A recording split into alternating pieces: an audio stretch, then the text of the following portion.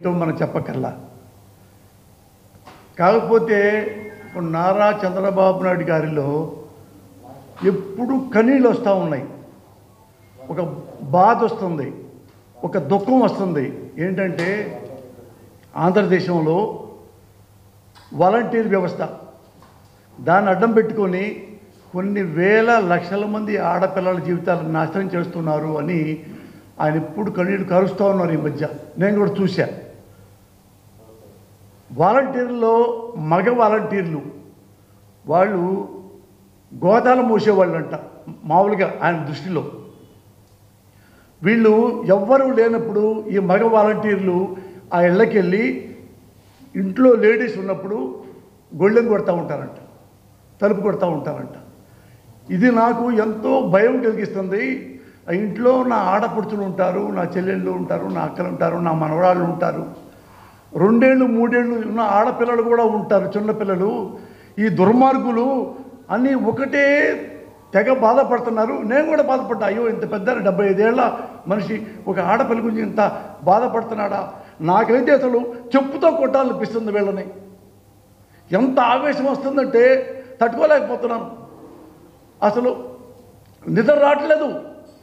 రాజమండ్రిని జైల్లో ఉన్నా కదా, జైల్లో కూడా ఇదే ఏడుపు నాకు. అయ్యో బుడికి నిద్రలేవు. అర్ధరాత్రి పూట లేచి అయ్యో ఆ ఇంట్లో 16 ఏళ్ళ పిల్ల ఉంది, ఈ దుంప దగ్గర వీళ్ళు వచ్చి మగవారింటి వచ్చి తలుపు కొట్టి ఏం చేస్తారో అంత నాకు ఆడపిల్ల అంటే అంత నాకు మమకారం.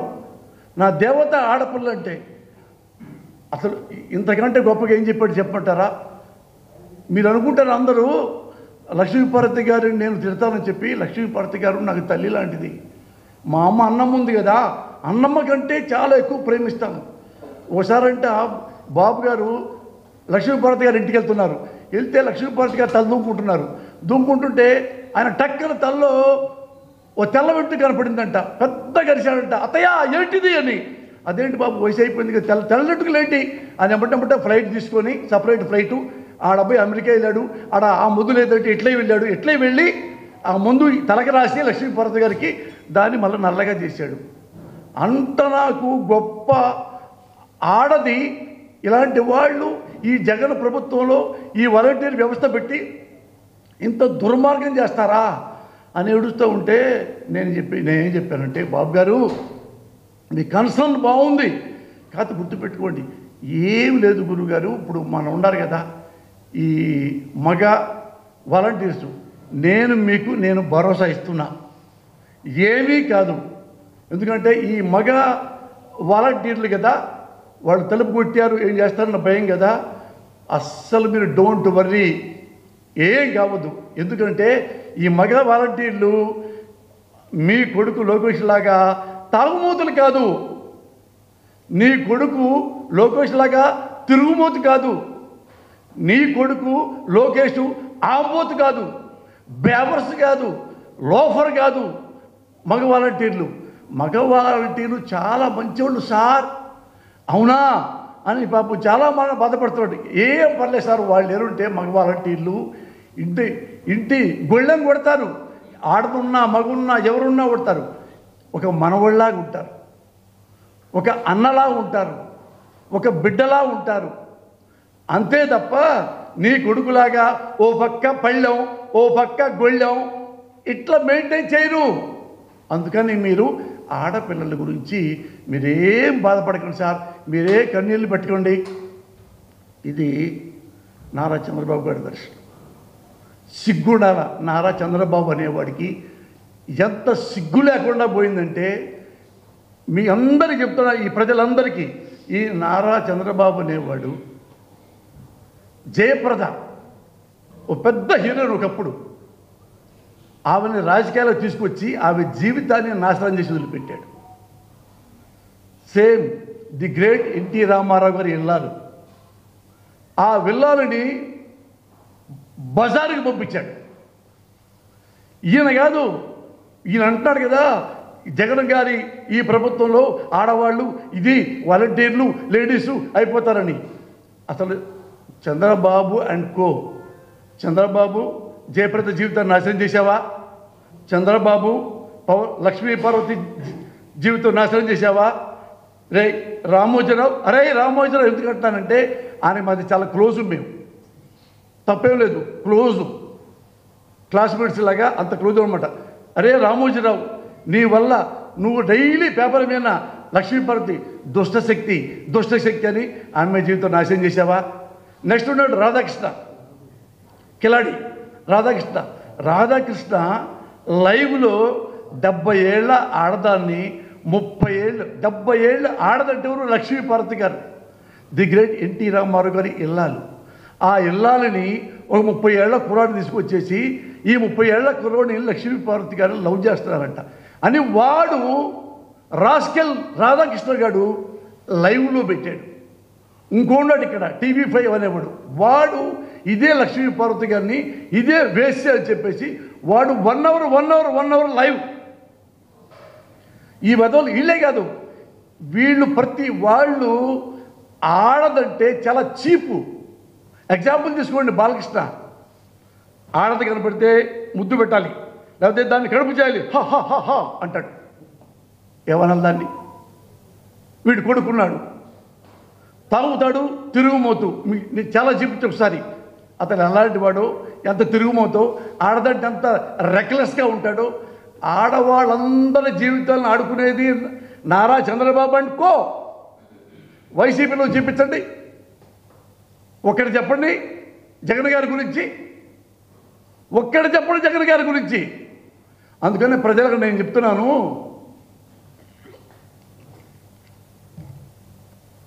అస్సలు ఈ దొంగ వెధవల గురించి ఎప్పుడు నమ్మవద్దు. ఏ పేపర్ నమ్మవద్దు, రామోజీరావు పేపర్ నమ్మవద్దు, వాడెవడు ఏబిఎన్ ఆంధ్రజ్యోతి వాడి పేపర్ నమ్మవద్దు, వాడి టీవీ నమ్మవద్దు. కేవలం వాడు ఏడుపు ఏంటంటే జగన్ గారు అతను దింపేయాలి, దింపడానికి ఏమైనా చేద్దాం, మనం అతను పైకైనా పంపిద్దాం, యాడికైనా పంపిద్దాం, మనం కూర్చోవాలి అని ఒక చిన్న మా క్యాస్ట్ చిన్న ఒక కోటరే ఉంది. వాళ్ళందరూ ప్రతిసారి ఇదే గోల. అతని ఇంట్లో జగన్ గారు వాళ్ళ ఫ్యామిలీని తిడతారు, జగన్ గారిని సైకో అంటారు, జగన్ గారిని అరే ఎవరు? ఈ ది గ్రేట్ నారా చంద్రబాబు నాయుడు. ఇలాంటి వాళ్ళని తిట్టకుండా ఎలా ఉంటాను చెప్పండి? మా వాళ్ళు అనుకుంటారు, మా క్యాస్ట్ వాళ్ళు ఏమనుకుంటారంటే పోసాన కృష్ణ వాళ్ళకి బుద్ధి లేకుండా పోయింది, మన కమ్మ కిలోలో పుట్టి కమ్మాన్ని తిడుతున్నాడు, కమ్మ నాయకుడిని తిడుతున్నాడు. అమ్మా, నా తల్లి సాక్షిగా చెప్తున్నా, నేను కమ్మలో పుట్టా, మీలాగా నేను కమ్మలో proudly can say I'm Kamma. So what? నేను మంచివాడిని, కమ్మ కణంలో పుట్టా. కమ్మ కణంలో ఇంకోటితో స్నేహం చేయాలంటే ఆ కమ్మాడు కూడా మంచివాడై ఉండాలి. వాడు మెదడై ఉంటే ఫ్రెండ్షిప్ చేయవచ్చా? ఇప్పుడు నా కూతురు ఉంది, నా పెళ్లి చేయాలి, అరే మన కమ్మోడు ఎమ్మటే పెళ్లి చేసి ఎమ్మటే పంపించేస్తా 3 మూడు శానిమూలకి.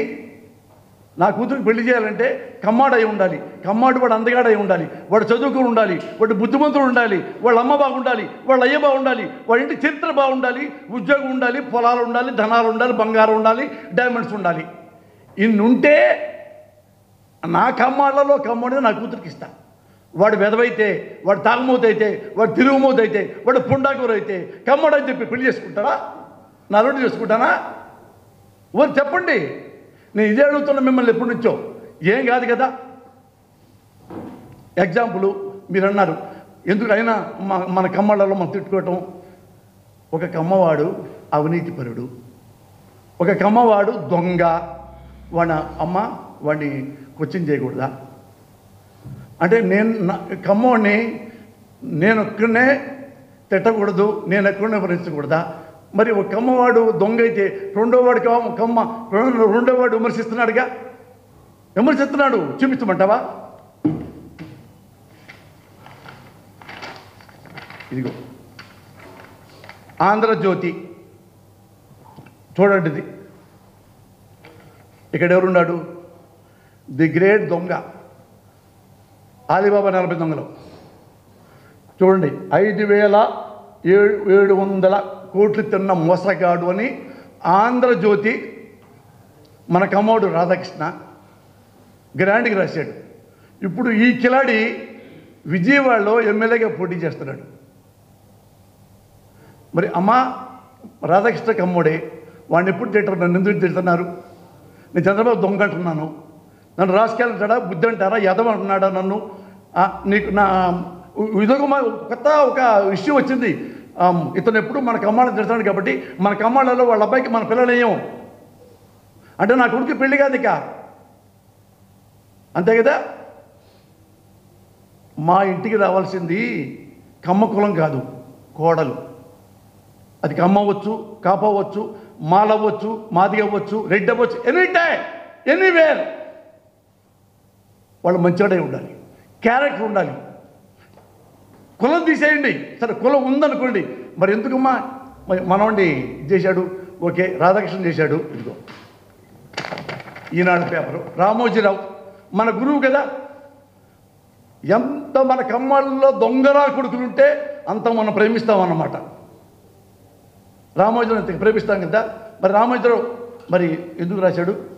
ఇదిగో సృజనాత్మక రుణం అంటే 5,700 కోట్లు, బ్యాంకు రుణాలు, మోసాలు, ఇంటర్నేషనల్ కిలాడి. మరి ఈ కిలాడి గాడికి మరి ఎమ్మెల్యే టికెట్ వచ్చింది, రాశారుగా. మరి ఇదిగో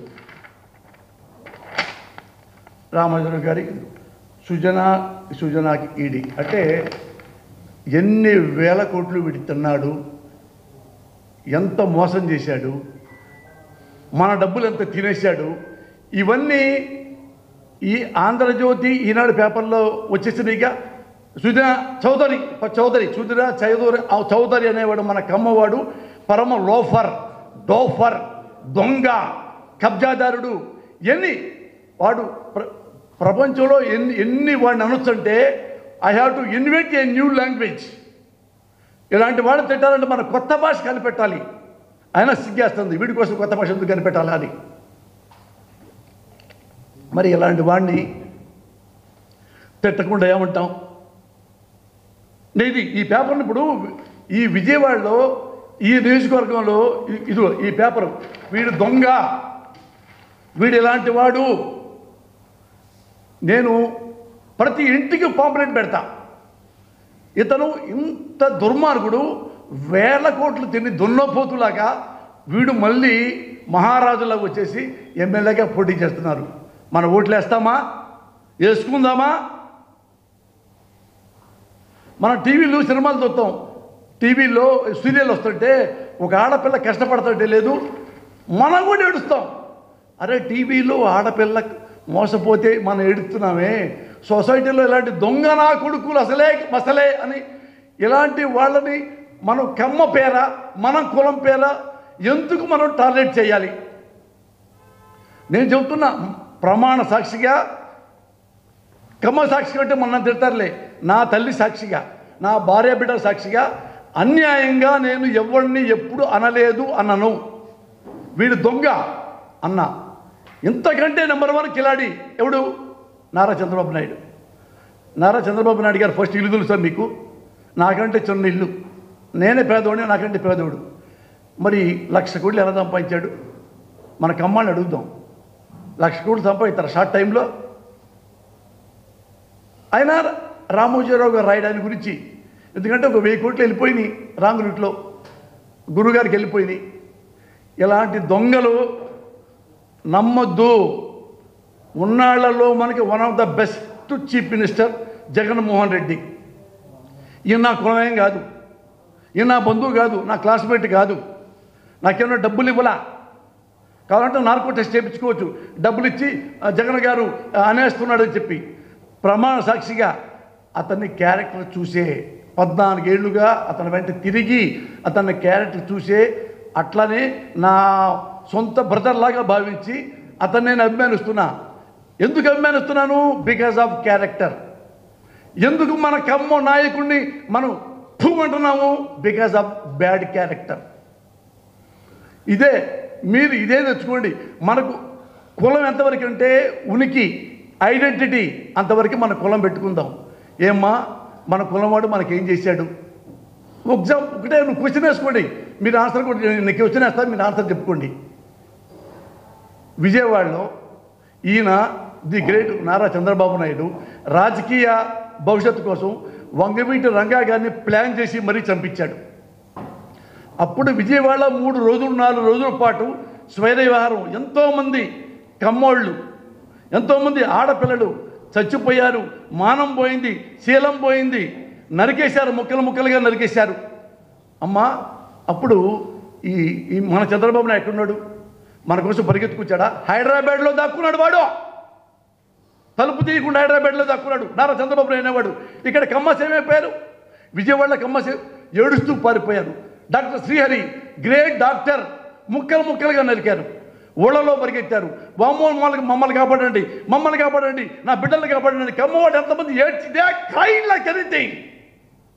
సిగ్గు లేదా? ఇంకా మనకు సిగ్గు లేదా? వాడు ఒక్కసారి వచ్చాడా నారా చంద్రబాబు అనేవాడు?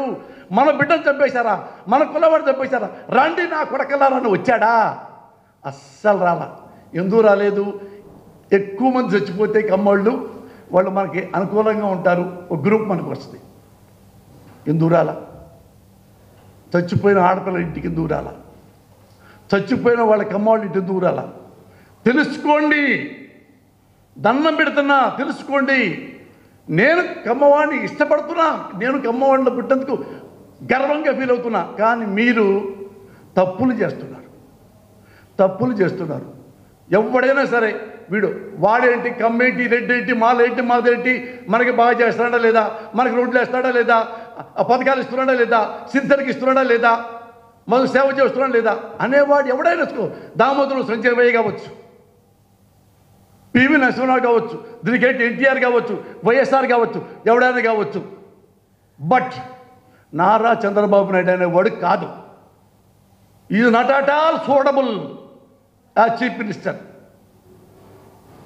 ఇది మీకు చాలాసార్లు చెప్పాను తల్లి, కమ్మ సోదరి మనులారా, కమ్మ సోదరులారా. ఎందుకంటే ఇవన్నీ ఇప్పుడు చెబుతుంది చూడండి. ఇప్పుడు అతను గ్రేట్గా వాలంటీర్స్ని పెట్టి పథకాలు ఇస్తుంటే చిన్న చిన్న ఆడపిల్లలు, మెంటల్లీ హ్యాండిక్యాప్డ్, ఫిజికల్లీ హ్యాండిక్యాప్డ్స్ వాళ్ళందరూ ఇంటికి వచ్చి పాపం ఈ వాలంటీర్స్ వాళ్ళకి 3,000 ఇస్తుంటే వాడికి కన్ను కొట్టి నారా చంద్రబాబు నాయుడు వాడు ఎవడు నిమ్మగడ్డ రమేష్ అనేవాడు, వాడు నిమ్మగడ్డో క్యాన్సర్ గడ్డో నాకు తెలియదు, కానీ వాడిని అడ్డం పెట్టుకొని ఇక్కడ ఇంటికి వచ్చి పథకాలు ఇవ్వడానికి వీల్లేదు, డబ్బు ఇవ్వడానికి వీల్లేదు అంటే 30 మంది పైన చచ్చిపోయారు.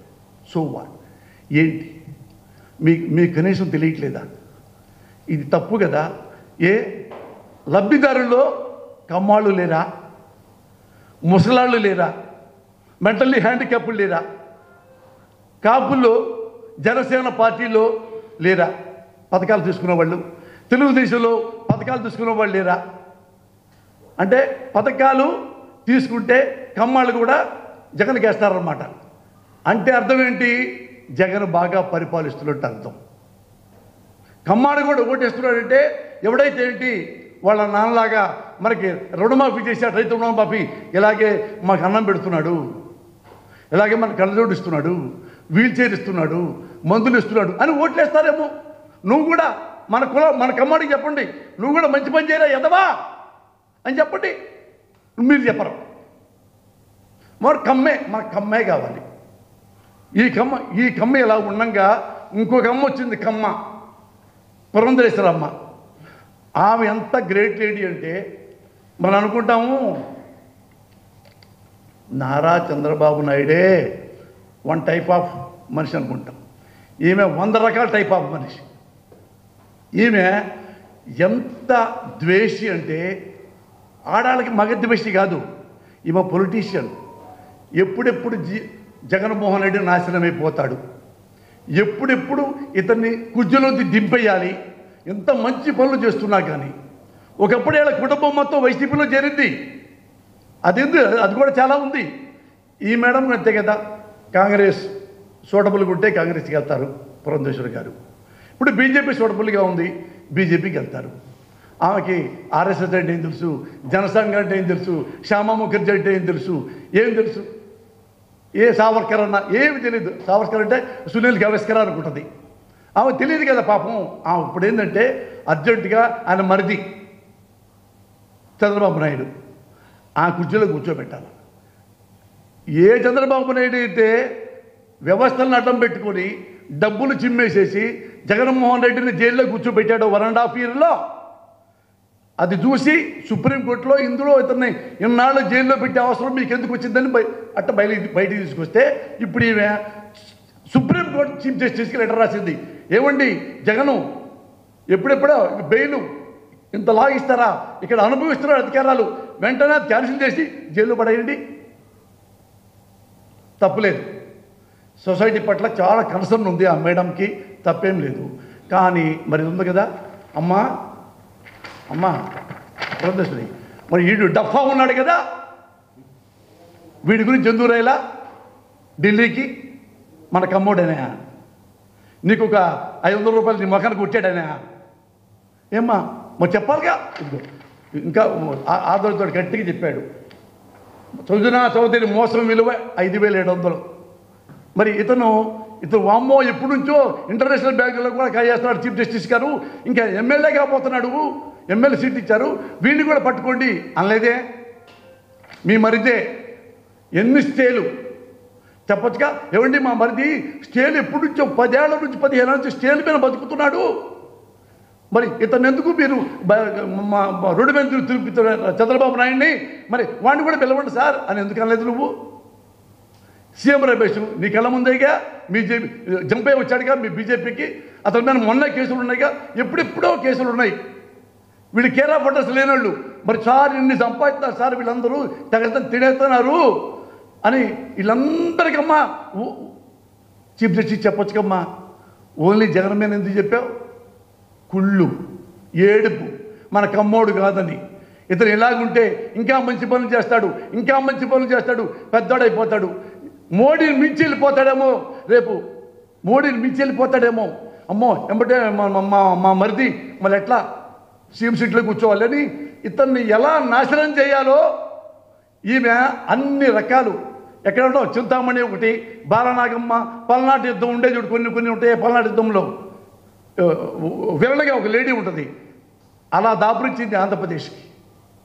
అమ్మ పురంధేశ్వరి తల్లి, నువ్వు వైజాగ్లో నుంచి ఉంటే డిపాజిట్ కూడా రాలా నీకు, అది నీ కెపాసిటీ ఆంధ్రప్రదేశ్లో. కానీ కనీసం మనిషిగా బ్రతుకు. జగన్ని ఎక్కడెక్కడో అంటే సుప్రీంకోర్టు కంటే హైకోర్టు కంటే నీకు ఎక్కువ తెలుసు అనమాట. అంటే ఇవన్నీ ఎవరు నీకు నేర్పిస్తున్నారు? The gate Chandrababu Naidu. అందుకని నేను ప్రజలకు చెప్తున్నాను, నాకు తెలిసి ప్రమాణ సాక్షిగా చెప్తున్నా, ఒక భారతదేశంలో ఒక రాష్ట్రంలో మళ్ళీ రావాలి, ఈ మనిషే మళ్ళీ ముఖ్యమంత్రి కావాలి, ఈ మనిషే మళ్ళీ ముఖ్యమంత్రి కావాలని వాలంటీర్గా వస్తున్న ప్రజలు నా జీవితంలో 38 ఏళ్ల రాజకీయ జీవితంలో ఏ ఒక్కరిని చూడాల, ఏ ఒక్క ముఖ్యమంత్రిని చూడాల, ఏ ఒక్క పార్టీని చూడి, చివరికి ఇందిరాగాంధీతో సహా మళ్ళీ నాకు ఇందిరే కావాలనేది 1-2 సార్లు తప్ప ఆమెకు మళ్ళీ జైలుకి వెళ్ళిపోయింది.